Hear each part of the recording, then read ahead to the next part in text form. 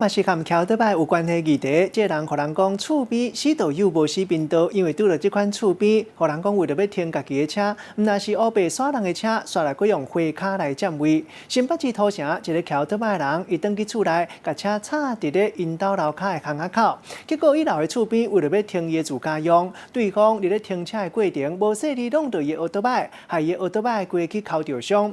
拄着这款的厝边，嘛互伊讲实在真歹运。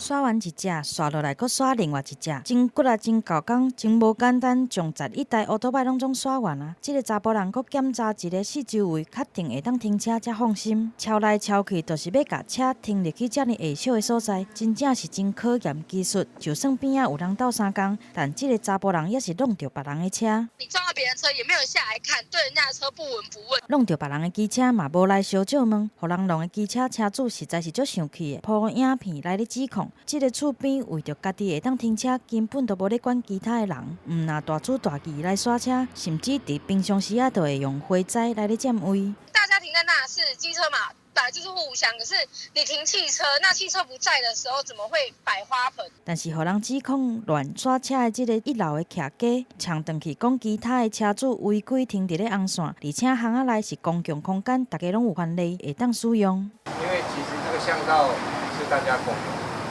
他们违停在红线上，你问他们有没有这件事？转角那里有红线，但是只有差不多10公尺而已。违规停伫咧红线，确实是毋对。但既然巷仔大家拢会当停，是安那阁要用花摘来咧占位，一个停车的问题，闹甲厝边无爽快，嘛伤了感情。记者综合报道。